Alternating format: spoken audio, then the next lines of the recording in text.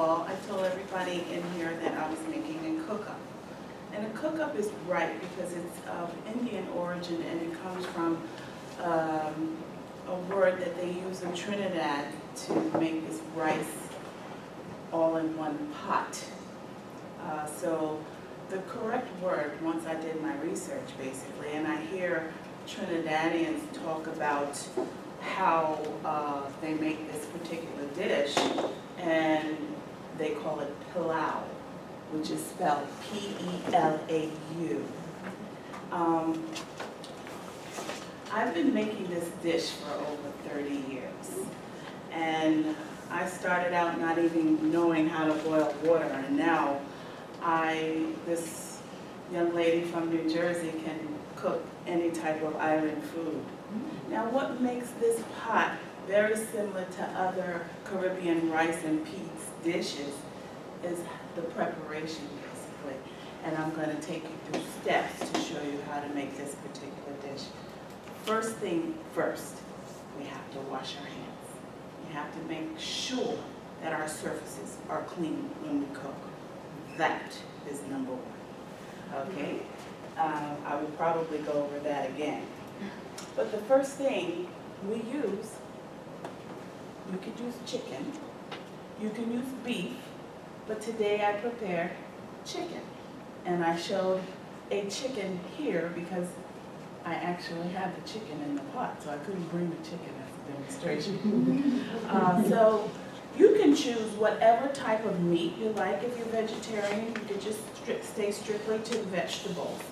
But I made the chicken, and I take chicken thighs, I clean off all the fat, and actually I soak the chicken in flour to get that slime off. That's a good idea. I never knew. Some people use lemon, but flour actually cleans the slime off the chicken, and cutting out all that fat is very good for you and it's very healthy.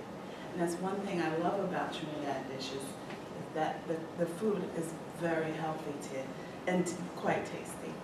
And then I have my vegetables, the carrots, the onions, the garlic, cilantro. And what I do with my cilantro, this is a good idea, I buy it in bulk sometimes at Fiesta, and I'll clean it, and I'll freeze it. So I can always have it when I need to add in my spices. And one thing I could say, Guyanese, people from Guyana, they refer to the same pot as cook-up, okay? Latin, people from Latin areas, they call it another name. It's a very similar Caribbean pot, but it's just made differently, and you use different spices.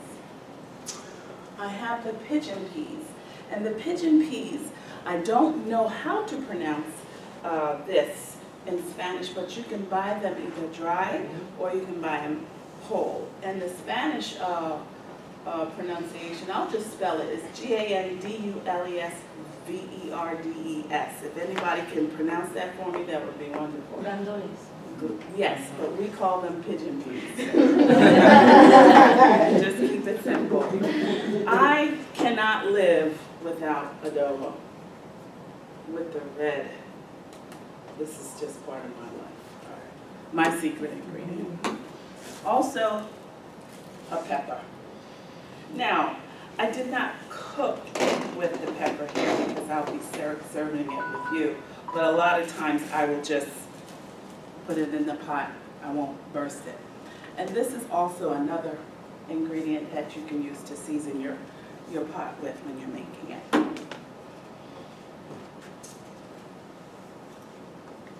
First thing, again, wash your hands, wash chicken, cut up chicken, put oil in an iron pot, brown sugar, add chicken, and constantly turning and add your water.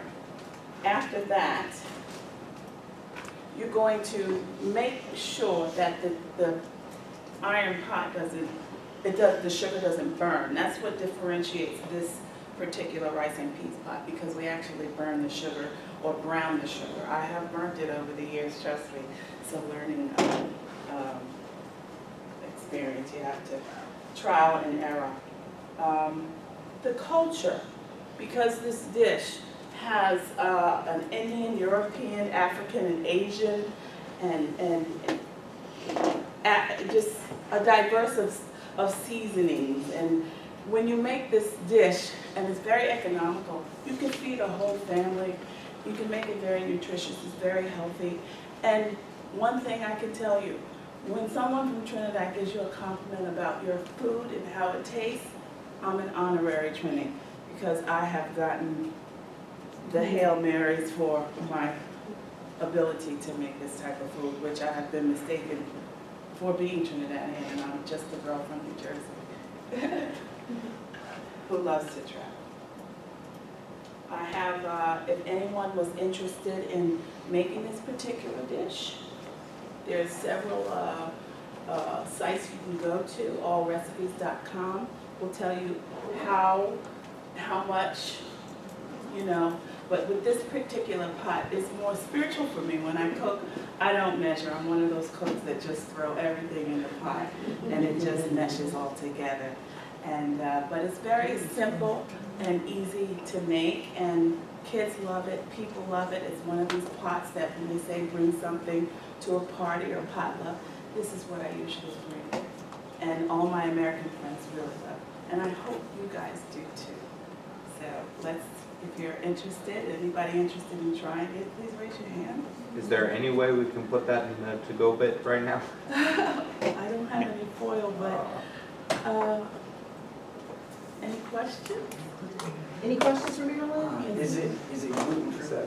Gluten-free. There's no wheat.